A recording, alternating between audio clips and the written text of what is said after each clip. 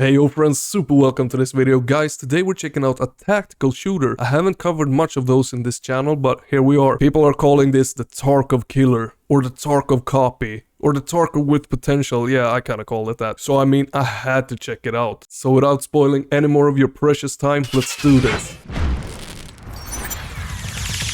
The game is called Project Quarantine, and it is a tactical first-person shooter set in a destabilized United States, focusing on single-player and co-op gameplay only. You get to customize your loadout, complete contracts, and extract. Okay guys, so this is basically a PvE Tarkov with some decent Unreal Engine graphics, and some really promising gameplay actually. The game is in fairly early development, and it still lacks a release date, but what is here can with some more work be a really solid and good game. So let me explain what I mean with that. It all started one early morning, me waking up, and the first thing I did was to take my phone. Of course.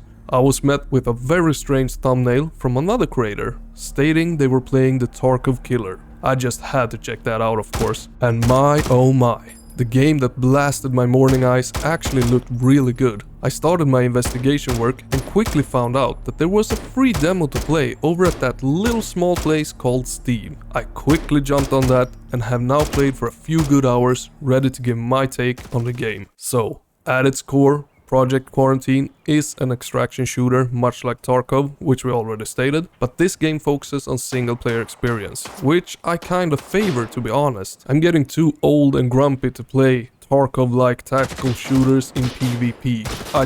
I lose my hair doing it. Get it? You get to customize your loadout any way you want in this game, and you have a wide array of different attachments for all the guns. You get to complete contracts that are given to you via your laptop. And this actually made me feel like Mr. Hitman himself. You're hiding in your hideout, you have a laptop, and you're getting missions from who knows who. And of course, while on those missions, you gotta loot as much as possible while making sure you extract with that loot. And because of this, the game has a persistent inventory, meaning if you die, you will lose all of your equipped gear. But if you extract, it's all stored neatly in your inventory at your save house. The gameplay, of course, aims to be as realistic as it can be, and it is doing a fairly good job at it. One thing I absolutely love is the scopes in this game. I can't for the life of me understand why more games don't use this effect for scopes. It adds so much to the immersion and realism that it's just a no-brainer for games to use it way more often than they are right now. Other than that, it does offer all your expected mechanics for a decent tactical shooter. The game offers some lean, crouch, inspect magazine, and slow, clunky movement. Just as any other tactical shooter. I couldn't really find anything really innovative in this area, except for the scopes, which are not innovative, but I still want to highlight them really much because I really love the style of them. The bullets, however, they are simulated using a realistic physics, and all the different attachments changes that in one way or another. And I'm not really sure if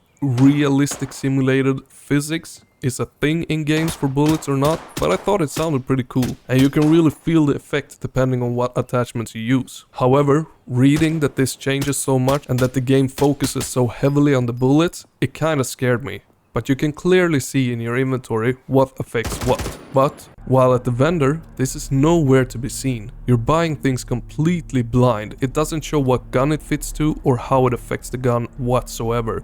It is only shown once you have it in your inventory and you want to equip it to your weapon. And I found that super freaking annoying. And the graphics, as I said, it is running on Unreal Engine 5, but the graphics are okay. A lot of attention to detail when it comes to the gun and your hideout, but not so much on everything else, making your guns and the hideout kinda stand out from everything else in the game. However, the game does have super much potential to increase the overall graphics. It is running on the Unreal Engine 5, as I said like 5 times already, but it all boils down to how talented the developers are and how heavy they want the game to be running on your machine. But the game doesn't even have a release date yet, so I'm pretty sure some things will change when it comes to the graphics. Only time will tell. But for now, it is okay. However, if you are looking for a new tactical shooter to play, heck, I would recommend you try this out, especially since there is a free demo out. But before you go and download that, don't miss these awesome videos.